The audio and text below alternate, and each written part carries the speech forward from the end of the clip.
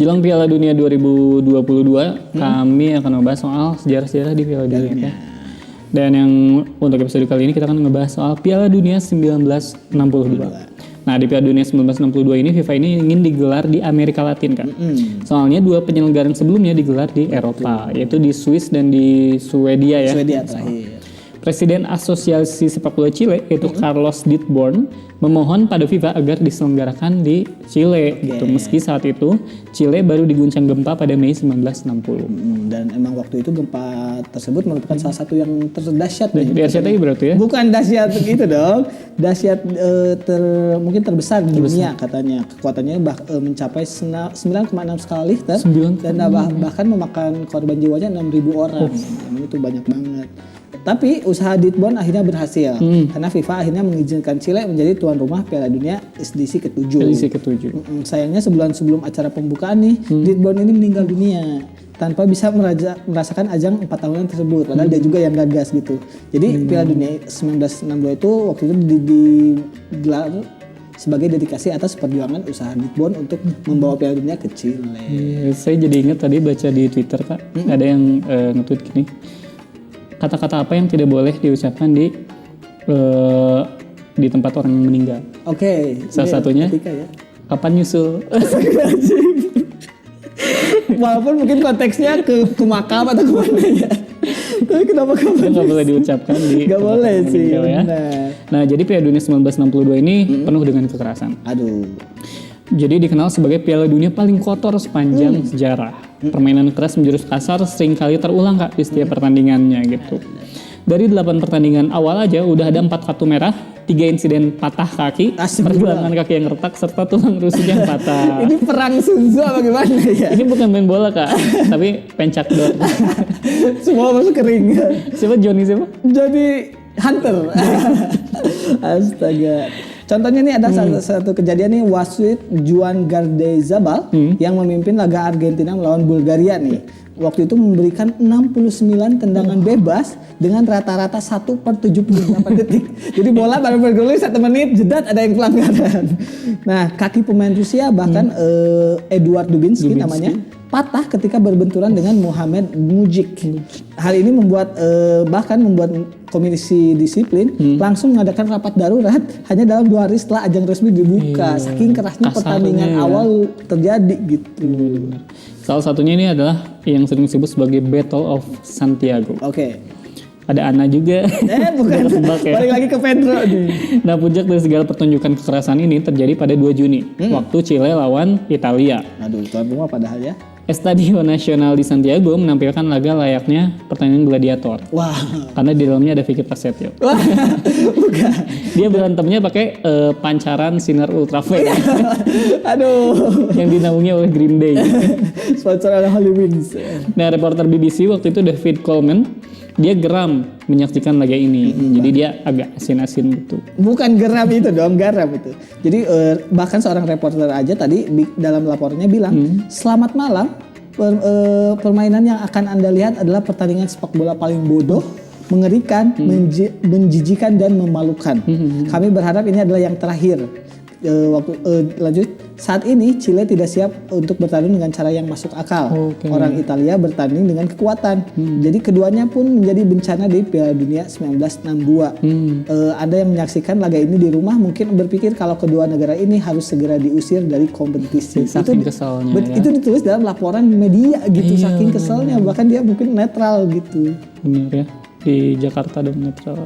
Bukan dong. Nah, menit ke-12 wasit Ken Aston ini langsung mengusir gelandang Italia. Baru menit ke-12. Giorgio Ferrini setelah menendang Honorino Landa.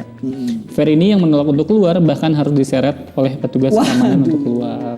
Padahal mah gak usah dipaksa. Tinggal dikasih air minum aja biar gak seret. Enggak dong, itu mah bukan sakit. Setengah jam berselang, Mario David melepaskan tendangan kungfu ke kepala Lionel Sanchez. Aston pun mengusir Mario David. Italia pun harus bermain dengan 9 pemain. Karena minus 2 pemain ini, Kak, skuad asuhan Paolo Mazza ini akhirnya kalah 0-2. Betul. Akan tetapi nih pihak Italia merasa laga tersebut tidak berjalan adil bagi mereka. Beberapa pemain menjadikan si Aston tadi wasitnya sebagai kambing hitam karena hanya menganggap Italia saja yang bermain kasar. Kenapa harus kambing hitam ya BTW? Iya, aduh, kita bahas filosofi kambing hitam ini panjang lagi nih. Kenapa nggak kambing putih? Gitu? Enggak dong. Nah, Chile ini yang semenjak peluit dibunyikan sering meludahi katanya para pemain Italia. Dan itu lolos dari hukuman wasit. Iya. Sementara ketika pihak Italia membalas, mereka langsung mendapat hukuman pengusiran. Nah, inilah contohnya kan alasan kenapa David ini melepaskan tadi tendangan kufu ke kepala Sanchez. Jadi udah ada provokasi duluan sebenarnya dari pemain Chile. Makanya pemain Italia ini kasar-kasar. Nah, ada ceritanya nih ya kayak ada Humberto Mancini waktu ngerebut bola dari kaki Lionel Sanchez. Tidak terima dengan cara mengambil bola yang dilakukan sama Mancini, Sanchez pun mengarahkan tinjunya tepat ke rahang si Mancini. Ini udah emang tinju ya, udah bukan bola ya. Hingga si pemain tersungkur dan tidak sadarkan diri gitu. Hal inilah yang mendorong David melepaskan tendangan ke kepala Sanchez yang membawakan kartu merah untuknya. Sebenarnya nggak apa-apa untuk merebut bola dari kaki Lionel Sanchez. Normal. Yang jangan itu merebut bola dari kakek Lionel Sanchez. Karena dia udah meninggal. Kenapa jadi ke kakeknya lagi ya? Aston ini justru menyalahkan asistennya. Jadi si wasitnya juga emang gak tahu malu. Asistennya yang bernama Leo Goldstein. Dia masih Virgo dong? Bukan dong. Tersebut dianggap tak memberitahunya soal kejadian yang melibatkan Sanchez dan Masio ini. Aston ini bahkan menyindir koleganya tersebut yang ia anggap beruntung bisa memimpin ajang sekelas Piala Dunia. Malah jadi nyindir. Aston ini bilang kalau Leo harusnya tidak jadi asisten wasit karena hampir jadi korban Holocaust. Jadi dia selain ngaco nih kerjanya dia juga rasis sama dia tuh pembelaannya saya terjebak dengan keberadaan dia saat itu malah nyalahin orang. Ini toksik ini wasit nih. Nah, cerita lainnya adalah soal kopi. Aduh. Jadi terlepas dari kejadian di Santiago, Chile ini memang tampil bagus ya di turnamen. Bagus ya timnasnya. Dia finish di peringkat kedua di grup B dan berhasil menyingkirkan Uni Soviet di perempat final. Kebijakan pelatih waktu itu pelatihnya namanya Fernando Riera yang waktu itu mengharuskan para pemainnya buat menyantap makanan yang berasal dari negara lawannya yang menjadi salah satu alasan kesuksesannya Chile. Jadi misalnya kalau melawan si Prancis harus makan roti croissant. Iya benar. Kayak gitu. Yang jangan itu adalah makan harta anak yatim. Itu gak boleh ya. Itu gak boleh. Nah sebelum melawan Italia, si Chile ini diharuskan mengkonsumsi spaghetti. Spaghetti ya. Ketika makan Swiss, mereka juga diharuskan mengkonsumsi keju. Padahal kalau Swiss mah mereka harusnya memakan hasil uang korupsi yang diumpetin di bank Swiss. Astagfirullahaladzim, saya nggak kesana ya. Nah, ketika mengalahkan Uni Soviet, Riera bahkan meminta anak didiknya untuk meminum vodka. Karena kan di Rusia atau ya di Rusia dulu terkenalnya sama vodka. Akan tetapi nih tahayul tersebut berhenti di semifinal. Chile ini disingkirkan Brazil meski sehari sebelum pertandingan mereka mengkonsumsi kopi yang menjadi komoditas utama negeri Samba. Meskipun udah minum kopi tapi juga kalah. Padahal sebelumnya wajar kalau mereka kalah karena mengkonsumsi kopi. Kenapa? Orang lain tidur dia begadang. Benar juga malah jadi molek. Tidak istirahat ya. Nah di Brazil ini main tanpa Pele dan juga tanpa Pele tapi ada Garincha. Brazil ini dia datang ke Chile dengan tekad mempertahankan gelar ya. Karena sebelumnya juara ya. Meski kepelatihannya berganti dari Vicente Feola ke Aimar Moreira, tapi mereka tidak mengubah isi skuadnya. Jadi masih diisi sama Gilmar, Nilton, Santos, Mario Zagallo, Didi, Vava, hingga si ajaib Pele.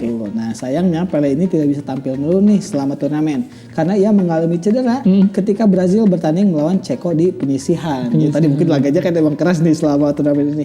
Nah kehilangan Pele ini saat itu membuat mereka mempertahankan gelar juara itu tipis. Jadi tipis peluangnya. Sebelum akhirnya ada sosok si Garincha ini yang menjadi pahlawan buat Brazil. Garincha ini adalah pemain yang unik, Kak. Panjang kaki kiri dan kaki kanannya berbeda 6 cm. Jadi emang ini makhluk supernatural ya. Padahal itu mah gak unik sih sebenarnya. Kalau yang unik tuh misalkan kaki kiri sama kanannya sama, tapi kepalanya kuda. Kenapa jadi manusia kepala kuda? Tapi hal ini jadi kelebihan. Tentu kelebihan ya karena 6 cm kan. Iya bukan. Hal ini menjadi kelebihannya yang beberapa kali menjadi bintang di setiap pertandingannya timnas Brazil. Jadi semenjak perempat final Piala Dunia 1962 nih si Garincha ini menjadi bintang berkat aksi olah bola yang tidak jauh berbeda dibandingkan si Pele. kan lagi sibuk olah TKP. Aduh. Sama Putri itunya ya. Putri Titian. Ya, nah si Garrincha ini membantu Brazil mengalahkan Inggris di perempat final dengan 2 golnya. Ia pun kembali mencetak 2 gol ketika melawan tuan rumah Chile. Nah, meski tidak mencetak gol di laga final, namun si Garrincha ini sanggup mengalahkan timnas Josef Masopust 3-1 sekaligus mempertahankan Piala Jules Rimet yang diraih Brazil 4 tahun sebelumnya. Jadi juara bertahan Brazil. Iya, menarik banget ya kayak bahasan kita soal Piala Dunia 1962 ini, yang mana kayaknya di Piala Dunia tuh selalu ada yang menarik-menarik ya. Diceritakan ya. Termasuk yang di 62 ini di mana mereka Piala Dunia yang kotor tadi ya dibilangnya. Dan juga ada apa yang dilakukan sama Chile dengan memakan makanan timnas lawannya. Untung bukan Indonesia. Kenapa tuh? Karena mereka harus makan yang pedas-pedas. Yang pedas-pedas. Atau memakan uang negara. Itu Alika ya. Kalau lawan Nigeria makan apa kak? Nggak ada. Bukan itu. Saya kira. Nggak ke situ. Kalau ke Nigeria itu makannya Indomie. Oh iya. Karena di Nigeria kan Indomie makanan nasional. Kalau melawan grup Indomie goreng tapi ya. Iya, negara Afrika mereka bingung mau makan apa. Ya menarik banget ya bahasan kita soal tadi di segmen pertama, segmen kedua sama segmen yang ketiga. Buat Anda yang ketinggalan, Anda bisa mengaksesnya di YouTube liga.id. Jangan lupa untuk terus menyaksikan propaganda program sepak bola untuk Anda hanya di iChannel setiap hari Minggu pukul 7:30 malam. Saya Alika dan segenap yang bertugas undur diri. Wassalamualaikum warahmatullahi wabarakatuh. Salam olahraga. Jangan makan uang anak yatim. Haram. Uang anak yatim ya iya.